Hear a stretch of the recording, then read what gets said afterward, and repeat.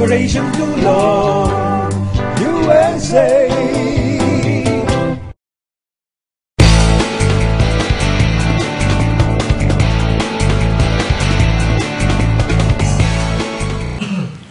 Magandang umaga po sa inyong lahat. Ang inyong lingkod, Carlos Antonio, sa himpapawid ng Otusa.tv. Ako po ay nagpapasalamat sa ating mga kababayan dyan sa Pilipinas na sa hirap ng buhay ngayon ay nais po nilang lumisan sa ibang bansa para sa magtrabaho o magkumayod sa ibang bansa. For example, ilan pa rin ang nabasa ko sa ulo ng mga balita, mga halos 200 people ang biyahe going to Syria kahit na alam nila na mayroon pang malaking gulo, what they call it the civil unrest sa loob ng kanilang bansa. Sa hirap ng buhay ngayon, nagtataka ako kung bakit ibig pa natin lumisan. Pwedeng meron tayong katuwiran because sa hirap ng buhay ngayon sa ating bansa at sa dami ng taong naghahanap ng trabaho, ibig lang subukan ang kanilang kapalaran sa ibang bansa. Pero as far as I'm concerned, ang Syria ngayon ay napakagulo. Ilang bansa o allies ng US ay pinatalsik ang mga ambassadors ng Syria from their own countries like the US, United Kingdom, Spain, Italy, among others.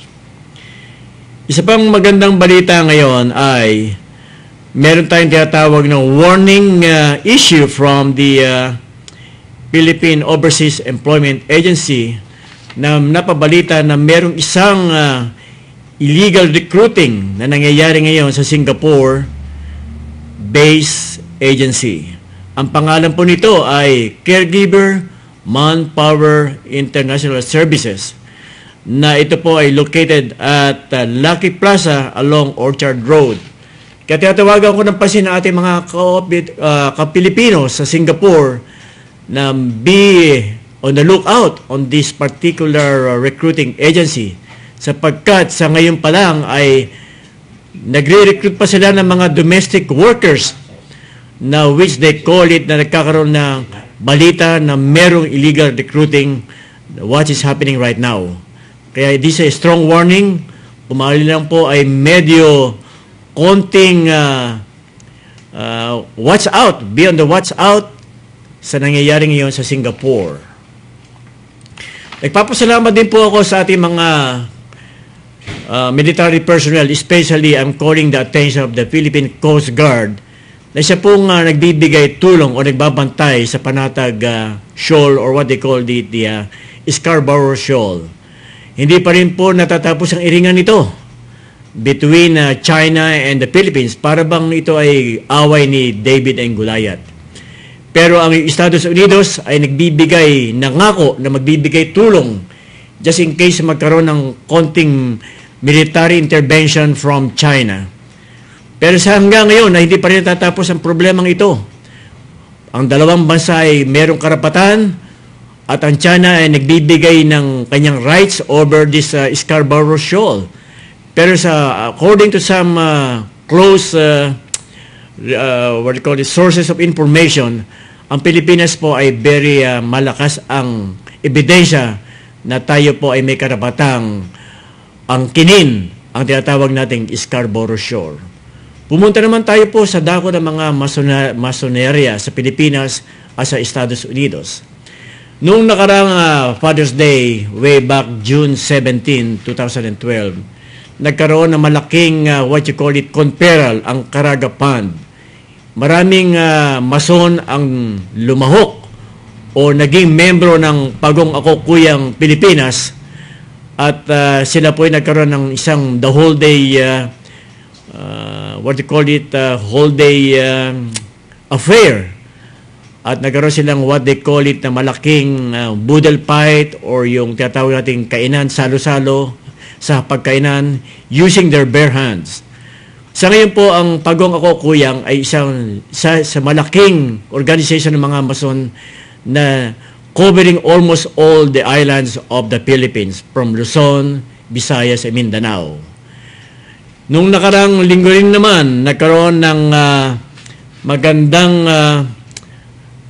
what do you call this, occasion ang mga mason dito sa nakaraang what they call it, annual convention sa Naga. At maraming mason from the Philippines and all over the world, mason from the Los Angeles, California, USA, ay lumahok at nakisalimuha sa ating mga kapwa mason sa Pilipinas.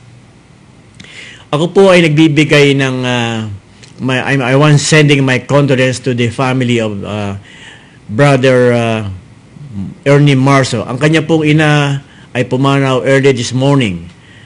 At ako po'y nakikiramay at nabasa ko po sa Facebook na maraming mason na nagbigay dalamhati sa nangyaring sakuna sa kanyang ina.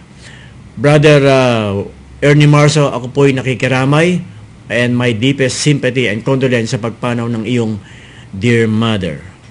Sa ngayon po ay nagkakaroon tayo ng tinatawag na improvement sa mga nangyayari sa Pilipinas. Maraming high-rise buildings ang being constructed, marami ang nagkakaroon ng magandang trabaho, pero lumilisan pa rin sila sa ating bansa. Kahit na ngayon, ang what they call it, ang buhay sa states ay what you call it for greener pasture. Pero dito rin sa states, Los Angeles, California, meron akong napabalita na meron din mga domestic abuses being committed against sa ating mga overseas foreign workers. Nagkakaroon sila ng they work more than 8 hours without overtime pay at ang kanilang living condition ay below par. Kaya hindi lang sa Asian countries nangyayari ang mga abuses na ito. Sa napabalitang ito ay nabanggit ko na meron ding konting anomalya na nangyayari sa mga OFW na nagtatrabaho o nagbibigay taking their chances dito sa Estados Unidos.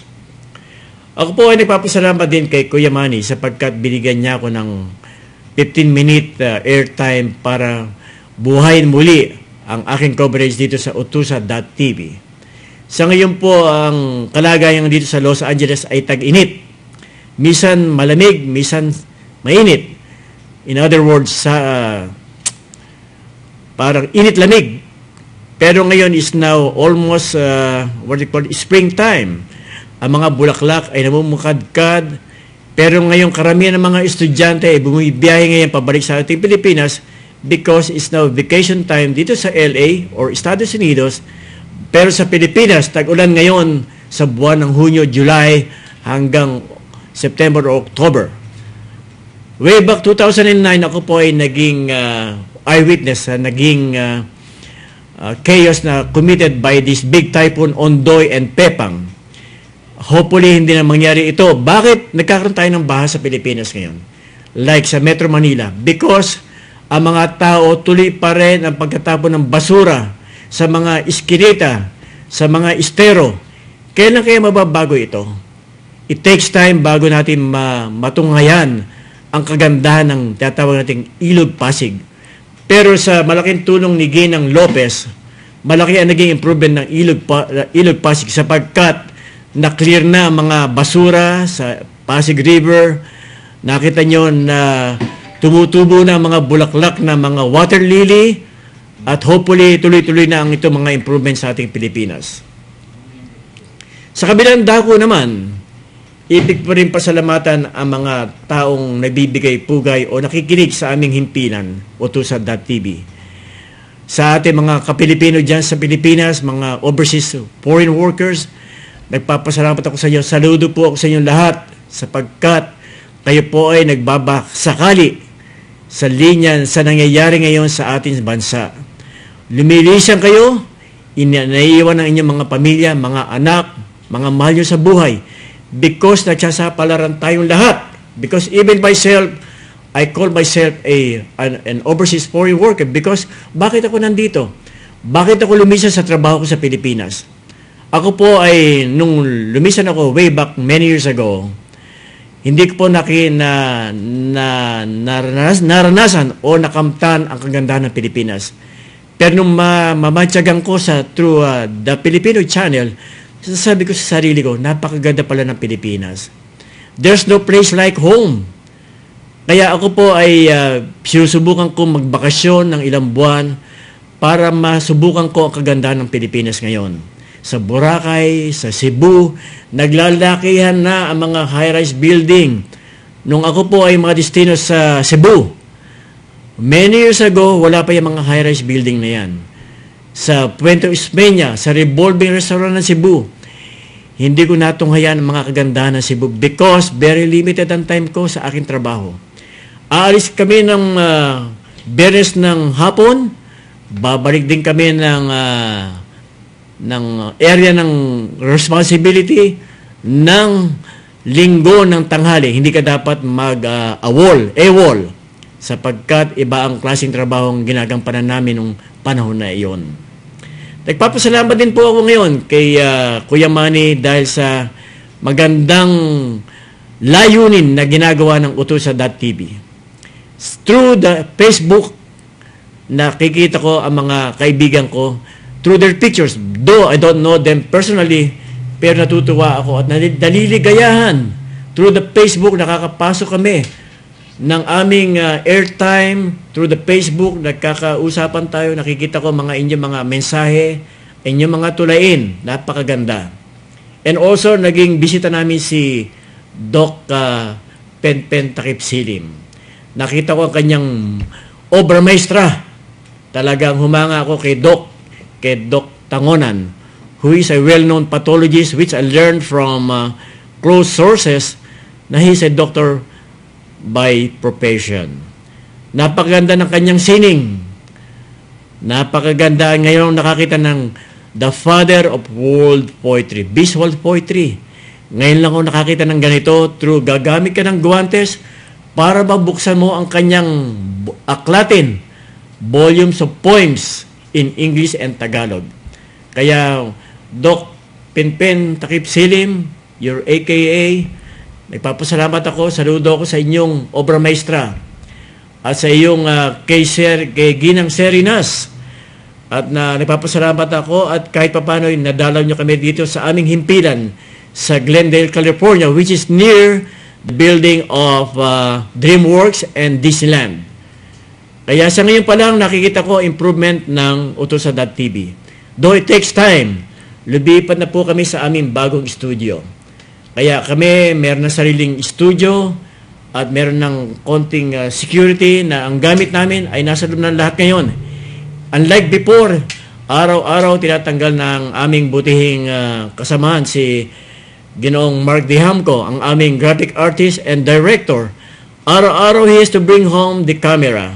Pero ngayon, hindi na dapat iuwi because meron na kaming sarili kwarto, fully secured, merong aircon, at naliligayahan ako, napakalaking improvement ang nagawa nito ngayon.